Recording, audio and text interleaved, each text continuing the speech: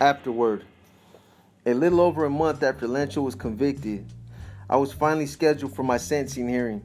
Even though I had done a tremendous amount to help myself and righteously felt like I deserved to be given another chance, I wasn't sure about what would happen. I had wholeheartedly placed all my trust and faith in Sergeant Livingston, Sergeant Lewis, and the supervising DDA Lance Doherty. But after everything I'd been through, I couldn't allow myself to go in there feeling too confident. Everybody familiar with my situation told me, "You're going home, and there's no way they're not going to cut you loose after everything you've done." But I was still a little apprehensive. I think the mental inverse and the drastic shift in events had a lot to do with it. At one point, I knew I was definitely facing a life sentence, and law enforcement was bent on making an example out of me. However, when I was getting ready to plead out and take a life sentence, I actually allowed myself to come to peace with the fact that I would probably never see the streets again. Basically, I was going to have to come to the realization that a world beyond the prison walls would no longer exist for me. The everyday small things that people take for granted, such as shopping at a grocery store, a walk on the beach, cooking a home-cooked meal, or spending time with a loved one, would all become memories from a distant past. But now, I was in a position where I was not only expecting to be given another chance, but was actually hoping to be credited out, given credit for time served. That's a huge transition and was almost too difficult to process. I felt confident that the people I had placed my trust in were straight shooters and that they had no reason to fuck me over. But I also knew that anything could still happen. I spent many sleepless nights thinking too much into it, worrying. But this was my life hanging in the balance and I was still in a serious situation. For all I knew, something could have changed at the last minute. Somebody might have had second thoughts. Or somebody above Lance might have intervened and felt like they should still keep me off the streets. That's the way I thought. I had completely purged my entire criminal career and had extracted every iota of dirt that I had ever committed. But in my mind, I felt like it could either work for or against me. On one hand, I was honest and forthright about close to a quarter century of criminal malfeasance and wanted them to know that I wasn't holding anything back. But on the other hand, it also exposed how deep in the game I really was. I had been involved in burglaries, robberies, selling drugs, beatings, stabbings, shootings, organized crime, and a long list of other offenses. So would they really feel like I had done enough to right all my wrongs? Did they really believe that I had redeemed myself and I had really become a changed man? Were they really ready to let a guy like me back out into the throes of society? These were legitimate concerns, and I had to be realistic about it. On July 20th, 2012, I entered Judge Jerome Brock's courtroom for my sentencing hearing.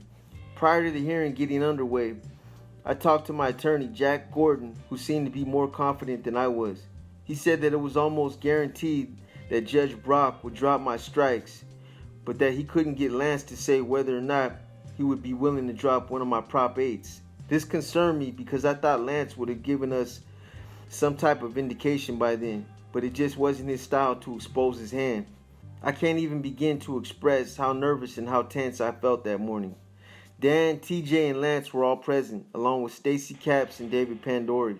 Since I was a three-striker, my attorney had to file a Romero motion asking the court to consider setting aside 3 of my 4 strike priors in order to take me outside of a life sentence.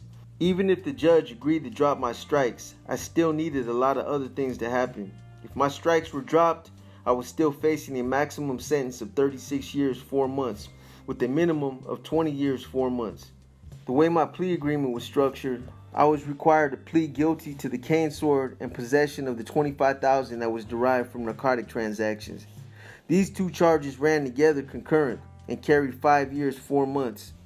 But I also had 3 Prop 8 priors which carried 5 years apiece for a total of 15 years in prison priors alone. This was where the bulk of my time was coming from. Now, all I could hope for was that Lance would be willing to drop at least one of my Prop 8s, which would be enough to credit me out. When Judge Brock finally entered the courtroom, the first part of the hearing consisted of me making my plea. Due to the fact that nothing is ever guaranteed prior to Romero hearing, I was essentially pleading out to 155 years to life in hopes that the judge granted my motion. In theory, I was throwing myself at the mercy of the court. After I made my plea and my charges were read back by the clerk, we then proceeded to the second part of the hearing. This consisted of any and all witnesses to present mitigating or aggravating information against me.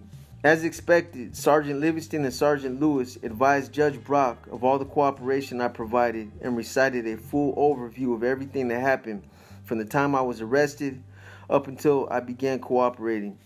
I also knew that these guys would both go in and speak on my behalf and advise the judge of everything I had done. But to be honest, I was a little surprised by how detailed and prepared they really were. They went through everything and covered areas that I had even overlooked. Aside from this, they both made positive recommendations and explained to Judge Brock that they believed I had actually done enough to be credited out. Sergeant Livingston pointed out that this was my best chance to make it, and he felt that any more time in custody would only be a form of punishment. When it was finally Lance's turn to address the judge and state his position, he recited all the trials I had testified in and told Judge Brock that I went far above and beyond what was expected of me. Up until that point, everything sounded positive and it was looking good, but then came the defining moment. When Lance began going over the terms of my agreement, he laid out what I was pleading to and stated his position on my Prop 8 priors. He said the district attorney's office had filed all 3 Prop 8s against me, but after considering the massive amount of cooperation I had provided, he agreed to file only 2. This was what I needed. I couldn't believe it. I was so shocked, it felt like my legs were about to go out from under me. I was basically being credited out. At that point, the only thing that could happen was for Judge Brock to oppose Lance's position. But this was so unlikely, even I didn't believe it would happen. And then it came. Judge Brock spoke directly to me, praising me for all the changes I had made, for doing the right thing, and for giving myself another chance at life. Judge Brock said, "During the Kramer trial, I watched you testify and saw how difficult this transition was for you, but you fought your way through it. You trusted in the system and fulfilled the terms of your agreement. So with that said, I'm granting your motion in all the terms that have been stipulated by the people." It took a minute for everything to really sink in. I was finally done. After everything I've been through and all the years of apprehension, I finally learned that my trust was well placed. Life would definitely be much different for me now. I was ready for a new start. I was ready for normalcy. In the lifestyle I chose to live for the past 20 years, I'd come to realize now that I had lived my life trapped in a small, dark corner of the world, depriving myself of everything that was out there. This made absolutely no sense to me. Now that my eyes were all the way open, I finally realized how senseless and ineffectuous I had been living. For the first time in my adult life, I was no longer under the dictates of the NF, and I no longer had to worry about functioning in a street regiment. I was finally out of that abyss. In a sense, I felt like I had been given back 2 valuable freedoms, physical and mental. However, due to my choices and all that I've done, there is no question in my mind that I've made myself one of the biggest targets. That much is definitely understood. But I refuse to live out the final days of my existence in a state of paranoia, worrying about what could or might happen. I'm a strong believer in fate, and I believe that we cannot change or alter a course that's already been predestined. So if I die at the hands of the NF and someday meet my demise behind the choices I made, then I suppose that was the way it was meant to be. An eye for an eye, a tooth for a tooth. But if there's one valuable lesson that I've learned from all this, it's that sometimes you have to lose everything you have in life in order to find yourself and realize that you can get it all back. Hopefully my experiences and the things I've exposed in this book can succeed in changing just one life.